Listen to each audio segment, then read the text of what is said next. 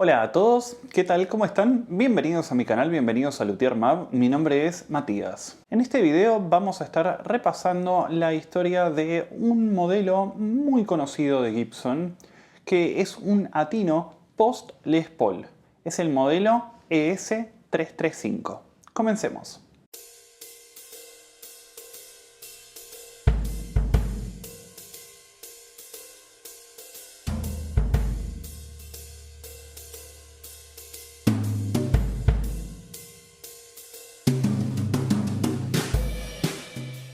Luego del lanzamiento del modelo Les Paul en 1952, Gibson tuvo unos años de gran éxito de ventas. Tal vez no fue al principio la aceptación tan abrupta por parte del público de este modelo, sin embargo en los años sucesivos tuvo un pico de ventas hasta llegado el año 1957. Es allí donde empieza a tener una pequeña caída y por lo tanto la empresa decide dar algunos timonazos como para poder orientar nuevamente la intención del público en la compra de sus instrumentos. Como respuesta a este fenómeno, lanzaron modelos con siluetas y cuerpos que tenían formas muy futuristas, como son la Gibson Explorer y la Gibson Flying V. Sin embargo, la venta de instrumentos de caja, como era la línea Birdland de Gibson, les dio un entendimiento acerca de qué es lo que estaba demandando un público ya conocido y también un público nuevo. Por lo tanto, se lanzaron con una nueva idea. Antes estaban construyendo instrumentos de cajas completamente huecas, sin embargo, decidieron revisitar este modelo con algo de lo aprendido en los últimos años con los instrumentos de cuerpo sólido y hacer una fusión de ambos mundos. Es así como nace el diseño de la Electro Spanish 335 o Gibson ES-335. Este es un instrumento que responde a todas las ideas que estaban circulando por parte del departamento de diseño de Gibson en el año 1958, en el cual se estaban introduciendo a los modelos ya conocidos un doble corte. Tenemos en el catálogo de Gibson una serie de instrumentos a los cuales se introduce esta modificación, como lo son la Les Paul Junior, Les Paul TV y Les Paul Special.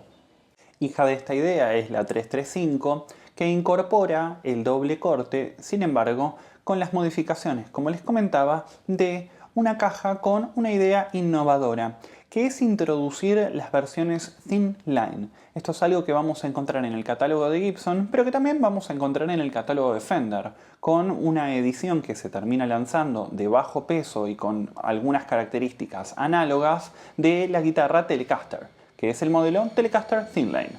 Este instrumento tiene un bloque central que es de madera, sin embargo, tapa, fondo y aros son de maderas multilaminadas, bastante delgadas, que lo que permiten es generar un contorno con una silueta de un instrumento de los clásicos, de los ya conocidos de Gibson, como los eran los instrumentos de caja, pero con un espesor de cuerpo mucho menor, con un peso un poco mayor y con una robustez y una rigidez muy superior. Sin embargo, a lo que tiene que ver con cuestiones acústicas, aquí podemos encontrar una diferencia que es radical y fundamental. No nos vamos a encontrar con un instrumento acústico per se, sino que nos vamos a encontrar con un instrumento que, de pura cepa, podemos decir que es eléctrico, pero que incorpora algo del universo de lo acústico. La primera unidad de la producción en serie de este instrumento sale de la fábrica de Gibson en el 21 de abril de 1958, justo un tiempito antes de lo que sería la feria NAMM, en donde normalmente las distintas firmas del universo de la música suelen hacer sus presentaciones y lanzamientos de las novedades. El mástil que nos encontramos en este instrumento es de caoba de una sola pieza, aunque se le adhieren dos pequeñas porciones de madera a la altura de la pala como para que el ancho sea un poco mayor y permita dar la silueta habitual que utiliza Gibson en la gran mayoría de sus instrumentos. Esta pala, asimismo, está colocada a través de un corte con un pequeño ángulo que genera un quiebre a la altura de la cejilla del instrumento. El mástil, asimismo, está unido al cuerpo mediante un encolado, por lo cual nos encontramos con una línea que es la tradicional en Gibson respecto de cómo montar los instrumentos. En la pala nos encontramos con inlays que determinan el nombre de la marca Gibson y además como aditamento la corona, que también es un inlay incrustado a la altura de las clavijas. Si hablamos de clavijas, nos encontraremos con clavijas 3x3, con las típicas clavijas Clusson que solía utilizar Gibson en ese momento. La cejilla es una cejilla típica similar a la que se utilizaba en las guitarras Les Paul. Y por el otro lado nos encontramos con 22 trastes que en ese momento eran muy bajos y tenían inlays de puntos y sin un binding alrededor sobre un diapasón de rosewood. Aquí, con el paso del tiempo y en el transcurso de los meses, se terminan haciendo algunas modificaciones. La primera de ellas es que para fines de este mismo año va a tener binding el rosewood que conforma al diapasón. Y por otro lado, al próximo año la altura de los trastes va a ser un poco mayor. Utilizarían un alambre de traste un poquito más grande al que estaban utilizando en Gibson en ese momento. Tapa, aros y fondo son conformados de una mezcla de maple y poplar. Son láminas muy delgadas que están pegadas entre sí. Inicialmente se utilizaron 3 láminas con las vetas corriendo en distintos sentidos, de modo tal que se le pueda dar rigidez y robustez a esta capa tan delgada de madera como para poder someter la tensión que van a generar las cuerdas sobre la tapa, asimismo como poder resistir golpes y el paso del tiempo del modo más agraciado posible.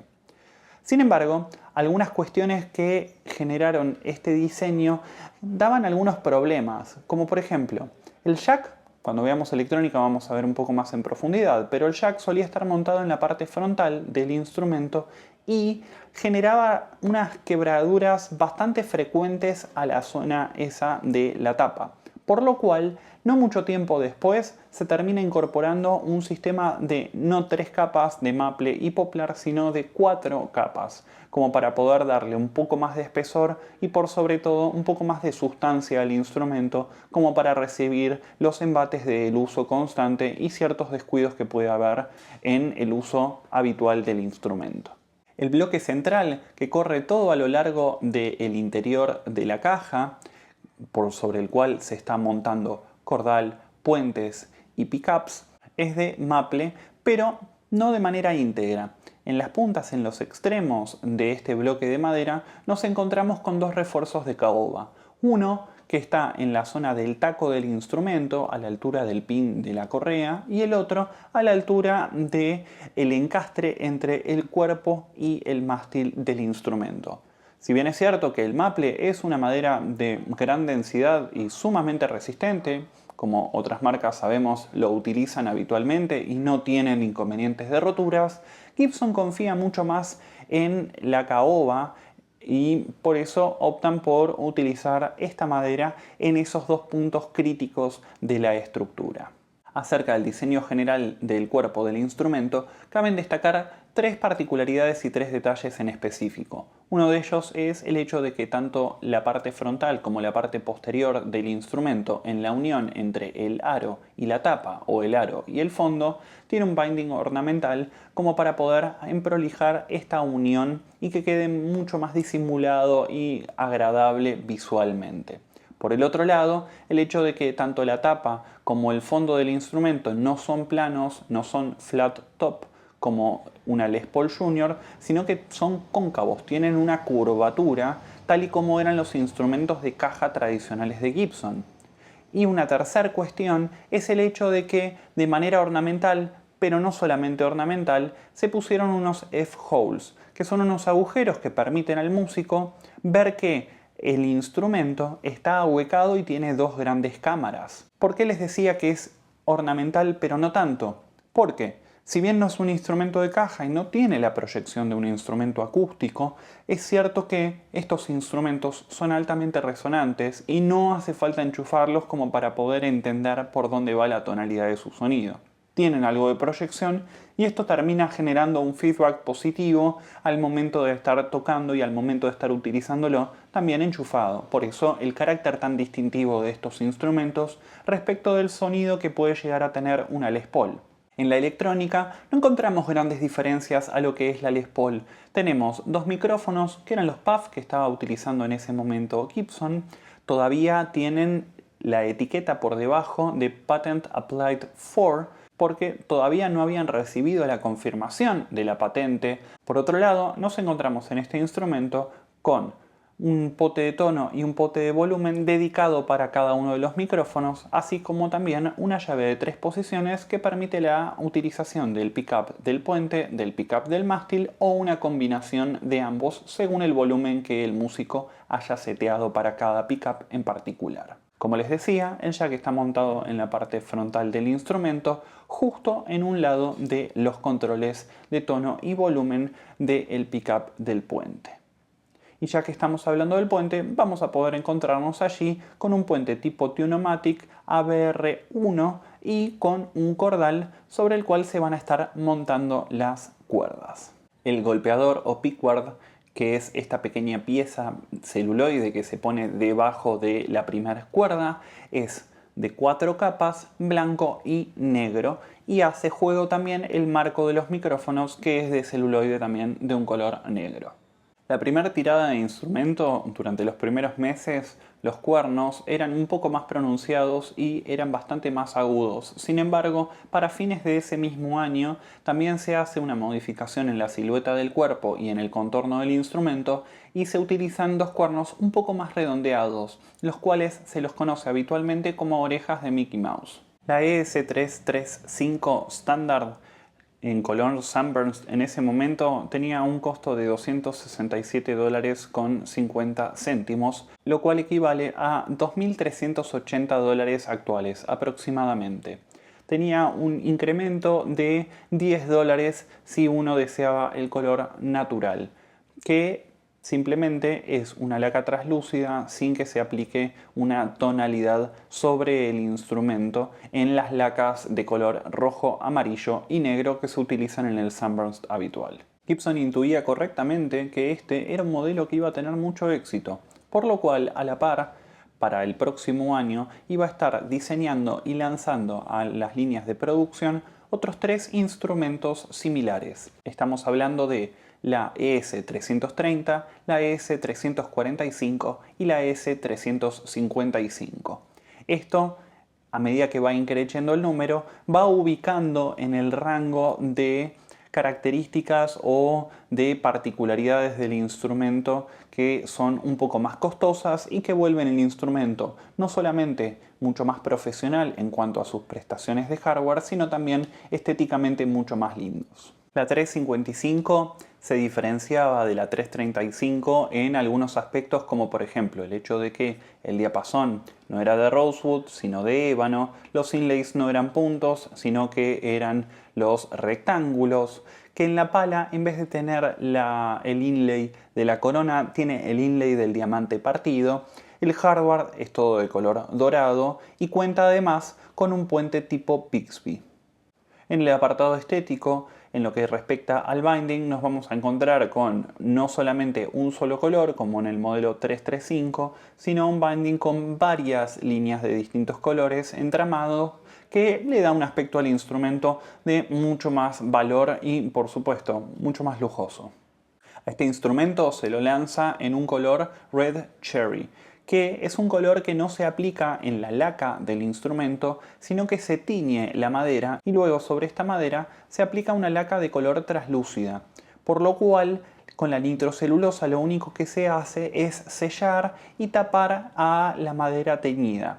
Esto nos permite ver la veta de la madera del instrumento, a diferencia de utilizar lacas de colores duros que vienen teñidas, que lo que hacen es aplicarse sobre la madera y terminar impidiendo que se pueda ver el dibujo de la naturaleza en ese instrumento. En 1959 sale al mercado la ES345 Stereo, que Gibson proclama como un diseño y un desarrollo propio y novedoso. Sin embargo, en 1956 Gretsch ya había patentado un sistema de guitarras estéreo. Y en 1958 nos encontramos con Rickenbacker lanzando al mercado los bajos 5001 con el sistema Rick-O-Sound, que también era un sistema dual de salidas del instrumento que conferían la característica de hacer a ese bajo un bajo estéreo. Esto es algo que he tratado en un video previo acerca de la historia de Rickenbacker y en particular del modelo 5001, que lo van a poder encontrar aquí abajo en la descripción o en las listas de reproducción de mi canal. Enfocándonos en las características de este instrumento, especialmente en lo que tiene que ver con su electrónica, nos vamos a encontrar con algunas variaciones y con algunas innovaciones efectivas y reales, como puede ser el hecho de la utilización del sistema Varitone. El Varitone es un sistema de una llave de 6 posiciones estancas, una llave rotativa, que cada una de esas posiciones tiene asignados unos capacitores y unas resistencias específicas. Esto es un filtro de frecuencias. Lo que hace es modificar la ecualización general del instrumento. Esto no quita que la guitarra en sus dos pickups y junto a su llave de 3 posiciones no tenga selectores individuales a través de potes del volumen y el tono para cada micrófono. Por lo cual tenemos una combinación de dos filtros distintos. Un filtro variable, que es el pote de tono de cada pickup, y otro filtro que no es variable, que es estanco, que son estas 6 posiciones del Varitone. Es sumamente rico, la realidad es que es un sistema interesante y que se puede adaptar a la gran mayoría de los instrumentos sin requerir de una modificación extrema en su hardware. Simplemente lo que hay que hacer es modificar algunas cuestiones de la electrónica. Sin embargo, para muchos músicos esto se tornaba un poco engorroso y lo que terminaba haciendo con el Varitone era dejarlo en la posición 1 y luego utilizar los potes de tono tradicionales de cada uno de los pickups. A todo este sistema complejo de ecualización del instrumento lo vamos a poder sacar de la guitarra a través de un cable especializado que proveía Gibson, que no es ni más ni menos que un cable split de forma de una Y. Tenemos una salida con un jack estéreo y luego el split para dos líneas mono, por lo cual uno puede darle un tratamiento completamente distinto a cada una de las señales que está emitiendo este instrumento, ya sea por dos procesamientos distintos de pedales, por dos ecualizaciones diferentes o dos amplificadores distintos, o utilizar un único amplificador pero con una toma dual, como lo eran los Gibson Stereo que para esa época sacaban a la venta y que con esto lo que intentaban hacer era un combo perfecto como para poder tomar al público no solamente por el lado del instrumento novedoso, sino por un amplificador que permitía extraer todas las funciones y características del mundo estéreo. Algo que, para este momento, en el mundo de las cuerdas, era algo que se estaba intentando explorar y mucho. La Gibson ES330, la menor de esta familia, en realidad es un instrumento muy distinto en su concepción y en su confección por sobre todas las cosas. Si bien pertenece a la misma familia, en realidad este no es un instrumento que tenga un bloque de madera sólida dentro de su caja, sino que es un instrumento de una caja completamente hueca. Responde más a la tradición de los instrumentos acústicos que de los instrumentos eléctricos de Gibson. Sin embargo, un intento de Gibson a través de la introducción de este instrumento en su catálogo era el poder discontinuar algunas de las líneas de instrumentos que estaban vendiendo como para poder simplificar las cosas. Entonces, iban a vender guitarras ES330 con un solo pickup, herederas de la tradición habitual de Gibson, y guitarras ES330 con dos pickups, como para poder innovar un poco y darle una versatilidad un poco mayor y acercarlo más a ese sonido Les Paul que estaba caracterizando tanto a Gibson para esta época. Los pickups, tanto uno como dos, siempre son micrófonos P90 y cada uno de ellos en sus dos presentaciones va a tener un control de volumen y un control de tono autónomos. Y en el caso de los instrumentos con dos pickups, una llave selectora de 3 posiciones. Este instrumento viene con un cordal que tiene un trapecio que se une al pin de la correa, lo cual es muy parecido a las guitarras clásicas tan antiguas que Gibson hacía en su momento. Algo sí bastante llamativo en la construcción de esta guitarra en particular es el hecho de que el encastre entre el mástil y el cuerpo no se produce a la altura del traste número 19, sino que se produce a la altura del traste número 17.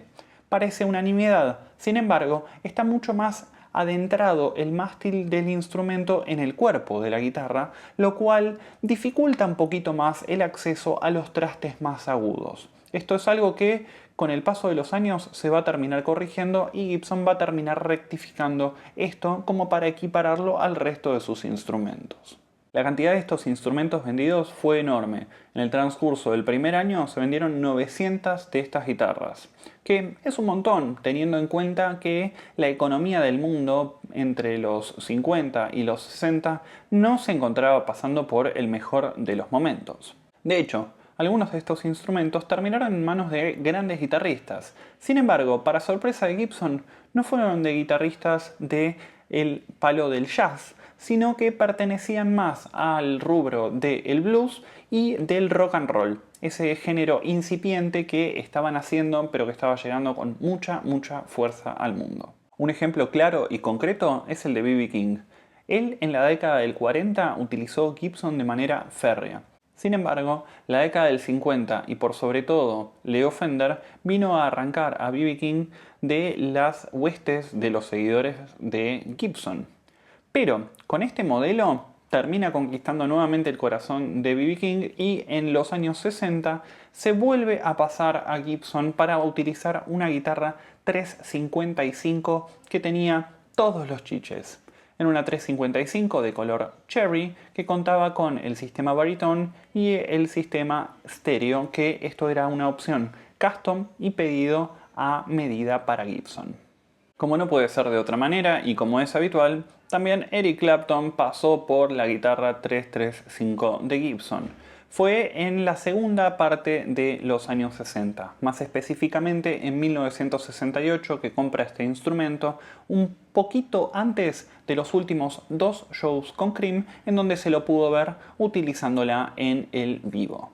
En 1961 Gibson reemplaza todos los puentes Bixby por unos puentes denominados Vibrola. Había algunas diferencias significativas en el modo de montaje de cuerdas, pero por sobre todas las cosas en el funcionamiento y en la mecánica para poder activar el sistema de trémolo. El puente Bixby esencialmente es un puente que lo que permite es tensar y destensar las cuerdas cuando uno acerca o aleja la palanca del encordado. Lo que teníamos que hacer era a la palanca moverla de manera lateral y no hacia arriba y hacia abajo. Esto, además de ser un tanto confuso para los músicos, parece que también era bastante confuso para los ingenieros y para la guitarra, porque terminaron haciendo un sistema que era extremadamente difícil que se mantenga en afinación. Por lo cual, la gran mayoría de los músicos que tenía montado este dispositivo en sus instrumentos decidió plegar la palanca, porque de hecho no se podía desmontar, otra contra, y no utilizarlo en lo absoluto. En el 63 corrigen algunas cuestiones de diseño y lanzan la versión denominada Vibrola Deluxe. Sin embargo, a pesar de que corregía la cuestión del movimiento lateral y replicaba el movimiento hacia arriba y hacia abajo del puente Bixby para el funcionamiento de este Vibrola, también tenía problemas de estabilidad con la afinación, por lo cual, no mucho tiempo después, termina volviendo Gibson a recurrir a Bixby y a tener que abonar la patente por el uso de sus insumos en las guitarras. Dicho sea de paso, la realidad es que tampoco el puente Bixby es demasiado fiable, así que si esa fue la mejor solución, imaginemos cuánto más complicadas eran las otras dos anteriores, ¿verdad? En 1962, Ritchie Blackmore compra en el local del mismísimo Jim Marshall una guitarra Gibson ES-335. Esto fue una vez que se había terminado el bloqueo que regía sobre las importaciones a Reino Unido de productos fabricados en Estados Unidos. Esta es la guitarra que utiliza en los dos primeros discos de Deep Purple, que son The Shadows of Deep Purple y The Book of Taliesin. Luego, en 1969, como es sabido, termina incorporando a la Stratocaster como su instrumento de referencia. Sin embargo, a posteriori de ese año, y a pesar de haber incorporado la Stratocaster En muchas oportunidades lo podemos ver tanto en vivo como en estudio utilizando su antigua Gibson 335. Otro músico al cual tal vez no lo asociamos de manera tan directa con los instrumentos de caja semihueca, pero que a fin de cuentas los ha utilizado muchísimo, es Keith Richards. Cuando deja descansar su Telecaster lo vamos a poder encontrar con una 355 con el sistema Baritone y Stereo, o una 330 también con el mismo sistema Baritone y Stereo. En otras oportunidades lo podremos encontrar con una 335 de color nogal, una 345 de color negro y una 355 de color blanco. En 1965 Gibson lanza la versión de la ES-335, pero de 12 cuerdas. Este fue un instrumento que lo lanzaron evidentemente con muy poco feedback por parte de los músicos, porque resultó extremadamente incómodo y su tirada y duración en el mercado fue muy pero muy corta. Gran parte del hardware no estaba hecho a medida de un instrumento de 12 cuerdas, sino que era una adaptación de instrumentos de 6 cuerdas. Por lo cual nos encontramos con un diapasón y un mástil de una guitarra de 6 cuerdas, pero transformada en 12, lo cual en la zona de la cejilla principalmente hacía que el espacio entre cuerdas sea ínfimo y sea realmente muy difícil de tocar. Y los puentes Tune-o-matic eran exactamente los mismos, pero en vez de mecanizar una ranura por cada una de las selletas individuales, se realizaban 2 ranuras. Esto hacía que el espacio entre cuerdas también a la altura del puente sea un tanto extraño y sea realmente muy difícil de tocar para los músicos. No se puede finalizar este video sin hacer mención del modelo Trini López, que es una 335 en cuerpo pero con un mástil de Firebird. Este es un modelo que terminó encantándole a Dave Grohl. Primeramente baterista de la banda Nirvana y luego, hasta la actualidad, es el cantante y guitarrista de Foo Fighters. En el transcurso de la década del 80, Gibson vuelve a lanzar diversas reediciones de muchos de sus instrumentos. Entre ellos también estuvo incluido en su catálogo la reedición de las guitarras ES-335. Esto es a posteriori de lo que se denomina la era Norlin de Gibson. Es un intento de volver a las raíces luego de algunas modificaciones, algunas tal vez justificadas, pero otras un tanto extravagantes e innecesarias, como pueden ser, por ejemplo, puentes cada vez más grandes o la utilización de bronce, que en un momento para el estándar de los instrumentos musicales pasó a ser el Golden Standard, o inclusive en muchos modelos de 335 nos podemos encontrar con cordales que tenían microafinadores. Algo que en realidad termina siendo bastante poco práctico, porque la realidad es que como este instrumento no cuenta con una morsa, el contar con 2 afinadores no hace que esto sume realmente algo que sea de valor y de peso que represente una ganancia para el músico. Pero sí representa un gran costo al momento de la producción y por sobre todo de la venta. Y hasta aquí vamos a llegar con el recorrido a través de este capítulo de la historia de Gibson, que es la guitarra ES-335. Espero que haya resultado de su agrado el material y si es así, les agradecería suscribiéndose al canal y dándole like al video. En lo que a nosotros respecta, nos vamos a estar encontrando en una próxima emisión del canal. Espero que sigan muy bien. Chau chau.